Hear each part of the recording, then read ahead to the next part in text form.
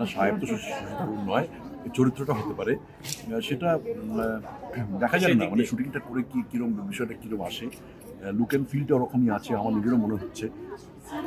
কিন্তু আমি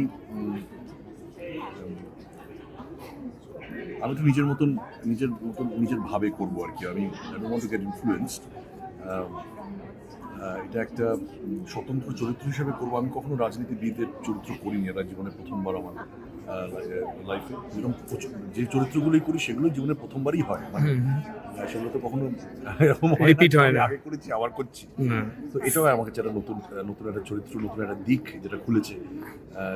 এটা যত কনভিনসিংলি আমি পর্দায় আনতে পারবো, তত বেশি মানুষের কাছে পৌঁছতে পারবো, সেটাই আমার একমাত্র লক্ষ্য থাকবে। So let's see how it turns out to be, and I am sure that আমার যারা দর্শক শ্রোতা বন্ধুরা আছেন তারা আমাকে প্রচণ্ড ভালোবাসেন। আমার দর্শকের আশীর্বাদ আমার মাথার উপরে আছে, এবং সবসময় সেটা ছিল, এখনও আছে, সারা জীবন থাকবে, এই বিশ্বাসটা আমার আছে। কারণ তারা সত্যিই আমায় ভালোবাসেন, অন্তর থেকে ভালোবাসেন, এবং আমি জানি যে তাদেরকে আমি লেট ডাউন